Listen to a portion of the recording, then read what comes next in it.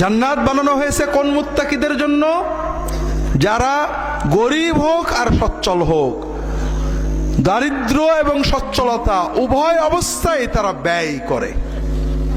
ব্যয় করে মানে কি? হুজুরের দেয়, কোরআন হাদিসে হুজুরের দেওয়ার কোন হাদিয়া দেওয়া ভালো খারাপ না। ব্যয় করে মানে হলো গরিবের দেয়, এতিমের দেয়, বিধবার দেয়।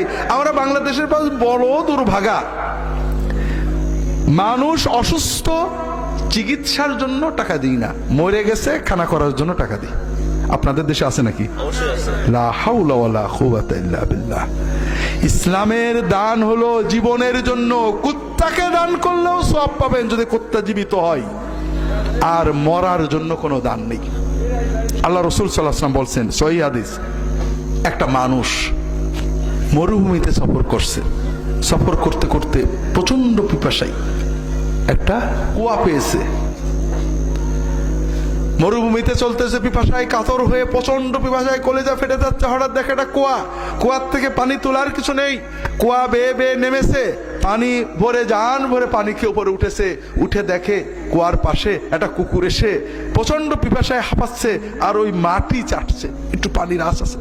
তখন চিন্তা করছে, ওর মনে দরদ এসেছে, যাহা একটু আগে আমার কলিজা যেমন জ্বলে যাচ্ছিল, নিশ্চয়ই কুকুরটা কষ্ট পাচ্ছে, ও তো পানিতে নামতে পারে না, পানি আনতে হবে। কিসে আনবে? কিচ্ছু পাত্র নেই। আবার পানিতে নেমেছে, নিজের পায়ের চামড়ার মোজা খুলেছে, মোজাটা পানি দিয়ে ভরে দাঁতে কামড়েছে, দুই হাত ধরে উঠে আসছে, কষ্ট করে কুকুরকে পানি খাইয়েছে। ফাগাফারাল্লাহু লাহু, এই কুকুরের পানি খাওয়ানোর কারণে আল্লাহ তার জীবনের অতীত সব গুনাহ মাফ করে দেবেন। জীবনকে সেবা করবেন। আল্লাহ রাসূল সাল্লাল্লাহু আলাইহি ওয়াসাল্লাম সাহাবীরা বলেন, ইয়া রাসূলুল্লাহ আলানা ফিল বাহাইমি আজর, এই জীব জানোয়ার বন্য পশু প্রাণীকে খাওয়ালো আল্লাহ সওয়াব দেবে? আল্লাহ রাসূল সাল্লাল্লাহু আলাইহি ওয়াসাল্লাম বললেন, ফি কুল্লি কাবিদিন হাররা রাতবিন হাররা লাকুম আজর, যেখানে প্রাণ আছে, প্রাণের স্পন্দন আছে, এই রকম যে কোনো জায়গায় দান সদকা সহযোগিতা করলে তোমরা সওয়াব পাবে। দুর্ভাগ্য, মানুষ ব্যয় বোঝে না। ব্যয় মানে হয় মাজারে দাও, মাজারে কাকে দেয়? হুজুরকে। আচ্ছা, হুজুরের কাছে কি টাকা যায়? আমার আব্বার কবরে যে গরু জবাই করে বিরিয়ানি রাইন্দে দিয়ে আসেন, আব্বা খাবে? এসি লাগাই দিলাম, আবার কোন লাভ হবে? কাজেই মরা তো আর কিছু চাই না আমার কাছে। যদি তাকে কিছু দিতে হয়, খুব ভালো করে বুঝুন, মৃত মানুষদেরকে পীর, অলি, নবী, পয়গম্বর কাউকে যদি কিছু দিতে হয়, সেটা আল্লাহর হাতে দিতে হবে।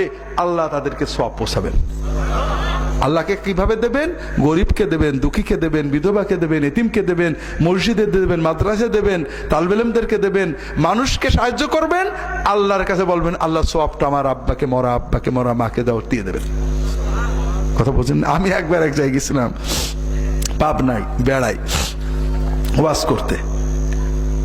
কবর চারিদিকে পাকা দেওয়াল করে, উপরে আবার টিন দিছে। তা আমি বললাম যে, ভাই কবরের উপরে টিন যে দিলেন, হুজুর কি বৃষ্টিতে ভিজে যেত নাকি? এই টিনের চাল খুলে কোনো গরিবের ঘরে লাগাই দেন, হুজুর আজীবন সওয়াব পাবে। আর না হলে আমি আর কোনোদিন আপনাদের এখানে ওয়াজে আসবো। আমি যাইনি কোনোদিন আর। আল্লাহ রাসূল কবরের উপর ঘর বানাতে নিষেধ করেছেন। যদি আপনার বা মরা বাবার ঘর বানাতে চান, গরিবের ঘর বানিয়ে দেন, আল্লাহ জান্নাতে আপনার বাবার ঘর বানিয়ে দেবে। কবরের উপর ঘর বানিয়েছেন, টাইলস লাগিয়েছেন, পাগল ছাড়া কেউ করে? এই জন্য বলছিলাম ভাইরা, দান করে, ব্যয় করে মানে কি? আল্লাহ ব্যয় করার খাত শিখিয়ে দিয়েছেন।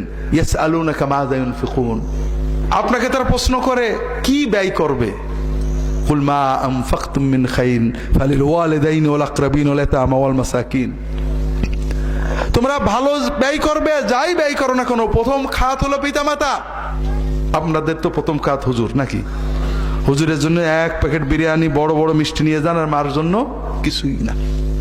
আল্লাহ বলছেন না, ব্যয়ের প্রথম খাত পিতামাতা, এরপরে আত্মীয় স্বজন, এরপরে দরিদ্র, অসহায়, এতিম, বিধবা। কথা বোঝেননি? তাহলে যারা সচ্ছলতা অসচ্ছলতা সকল অবস্থায় ব্যয় করে, রিক্সা চালিয়ে এসেছে, 100 টাকা আসছে, 5 টাকা একটা এতিমকে দিয়ে দেয়, 200 টাকা আসছে, 10 টাকা দিয়ে দেয়, 2 লাখ টাকা যারা আসবে সেই পরিমাণ দেবে। এমন না যে আমি গরিব মানুষ খাবো সব, বড় লোক হলে দেবো। তার আল্লাহ বড় লোকও করে না, বরকতও দেয় না। সবচেয়ে বড় তার জন্য এই অলিদের ডেসক্রিপশনে তারা পড়ে না। তাহলে প্রথম হলো যারা সচ্ছল অসচ্ছল, অভাব অনটন এবং বড় লোক হওয়া সকল অবস্থায় ব্যয় করে।